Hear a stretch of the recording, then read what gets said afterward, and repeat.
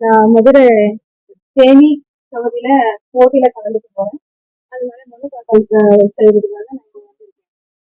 Next வேற திருச்சி, அப்புறம் திருநெல்வேலி, சேலம், பெங்களூரு,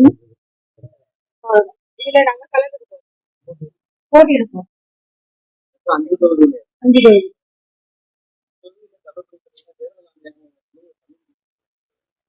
இல்ல அங்கங்க அவங்க ஓனா நின்று சுயாட்சியா தான் நாங்க நிக்கிறோம். எங்க கிடைக்கலன்ட்டு அதனால இப்போதைக்கு இப்படிதான் போட்டியிட போறோம். அங்கங்க அந்தந்த மாவட்ட தொகுதியில நின்று தனியா போட்டிட்டு நாங்க வரோம்னு சொல்லியிருக்காங்க சில பேர்.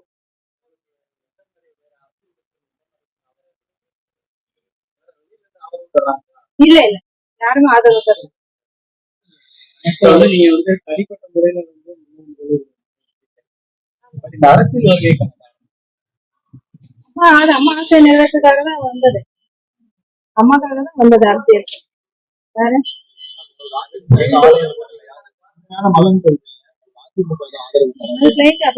போயிட்டு இருக்கு. அதெல்லாம் ரிசல்ட் வந்ததான் அவங்ககிட்ட நான் சொல்லுவேன். தேனி தொகுதி எங்க அம்மாக்கு ரொம்ப பிடிச்ச ஊரு. அங்கதான் எங்க அம்மா இன்னும் எப்பவுமே ஜெயிப்பாங்க.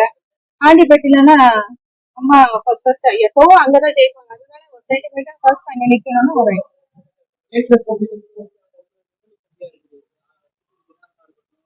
யார வேணாலும் நிக்கட்டும், எனக்கு பிரச்சனை இல்லை. நான் போட்டியிருப்பேன் அவ்வளவுதான். இல்ல இல்ல எனக்கு என்னோட சின்னம் கிடைக்கல. சோ அவங்க எது கொடுத்தாலும் எனக்கு ஓகே. நானும் ரோஸ் கேட்டேன்.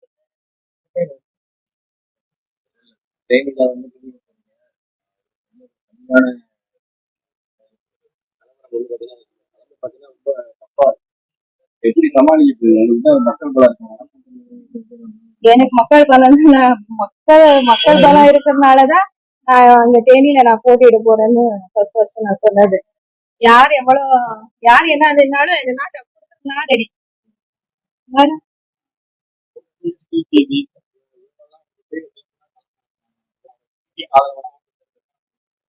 உங்களுக்கு இல்லப்பா எனக்கு யாரும் ஆதரவு.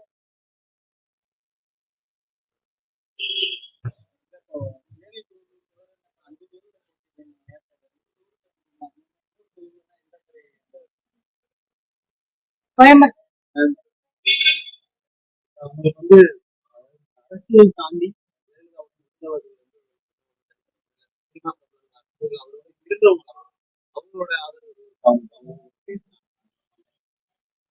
யாருமே இல்ல அந்த மாதிரி எதுவும்.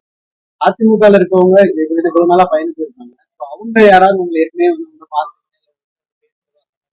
இல்ல அவங்க சொல்றாங்க நான் யாரையும் பார்க்கல, நான் யாரையும் சந்திக்க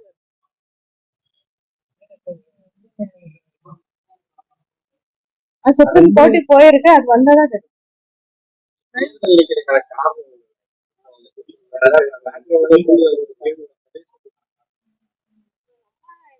நிறைய திட்டங்கள் பண்ணிருந்தாங்க.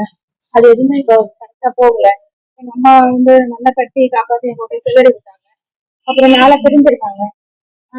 எல்லாரும் மக்கள் மனசுல அதிருப்தியா இருக்கு.